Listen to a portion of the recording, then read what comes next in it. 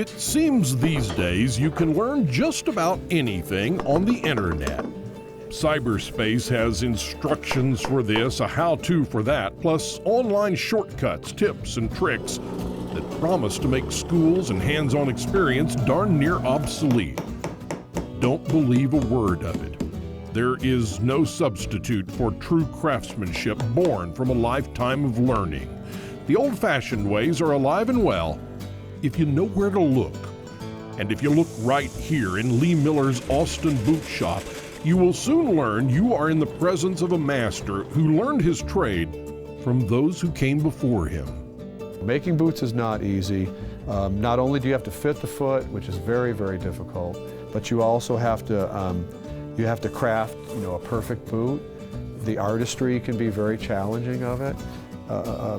And then also, too, you have to fit the customer's mind about what these are supposed to feel like. Lee started making boots when he was just 19 years old. Back then, he was a kid from Vermont with a little bit of talent and a bunch of big dreams. That teenage kid found his way to an Oklahoma boot school, and then, as fate would have it, his future found him. He was invited to come work for the man many consider to be the greatest and most famous bootmaker of all time, Charlie Dunn. Charlie Dunn, he's the one you see.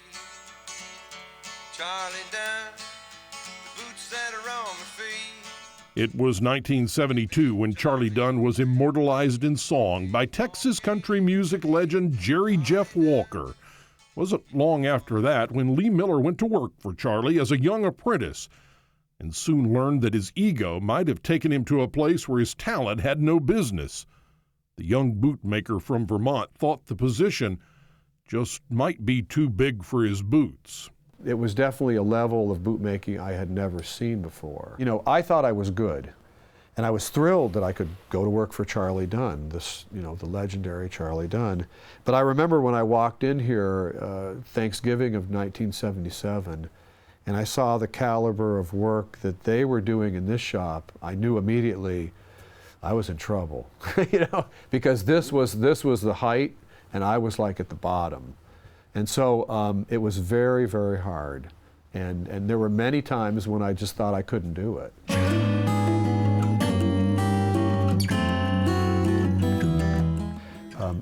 When you're 18 years old and you start out on a path, you really don't know much about anything, but you do know that you want to do this thing. And who would have ever thought that I would have gotten good at doing this thing? It's just magic or God or whatever, but it was, or my desire to just keep doing it. 4 decades and thousands of boots have scooted through this shop. In all, Dunn spent nearly 80 years making manly footwear. He died in 1993. Some say he went to heaven to make boots. Others say he never really left at all. This is his shop. These are his tools. His footlasts hang from the ceiling with names of celebrities, cowboys, and common men. These are his machines that were antiques when he bought them. And this is his apprentice, still here, still doing things the Charlie Dunn way, maybe the best there is now, who says he still feels his teacher's presence with every boot he makes. Charlie was very stern about the fact that he believed a good boot should be made in a certain way. And if you ever don't do that, you feel like he's right behind you and he's going, you failed. Well, you didn't do it you can't do that. I didn't teach you how to do it that way. You're not standing up and doing it right. So absolutely, every pair of boots that we make has a little bit of Charlie in it.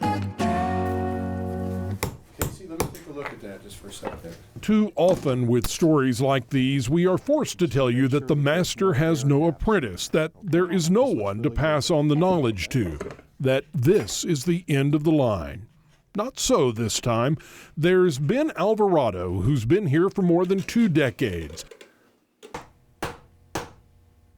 And then there's Casey Laframboise, a 25-year-old bootmaking apprentice from New England, who understands that what she learns in this storied shop could never be found in a book, a class, or a computer.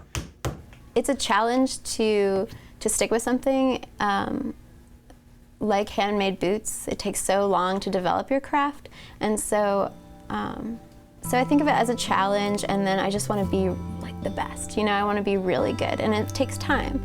So I'm just enjoying like working with Lee and learning everything that he knows, and learning about how he learned how to make boots. Peggy, I'm going to take an ink print of your feet. This is a pedograph.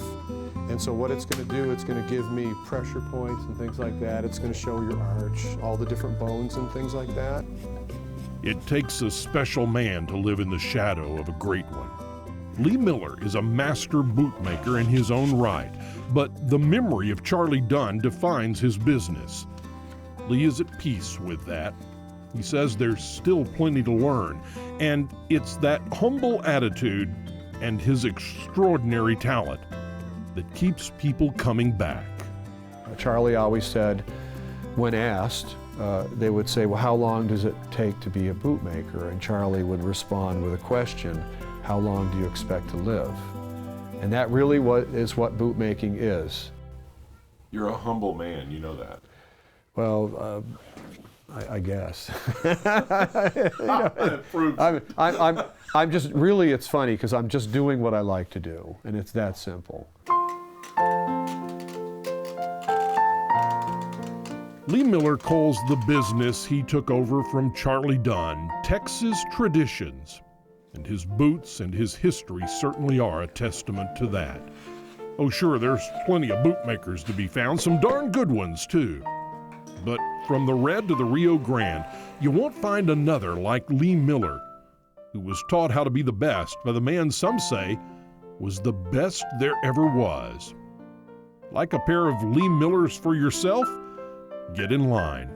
The waiting list now stands at 4 years, and it's getting longer every day. There's so many good people out there, and you realize that, you know, you've just got to keep trying to be better every day. I never did it to carry on a tradition, but that's what it's become.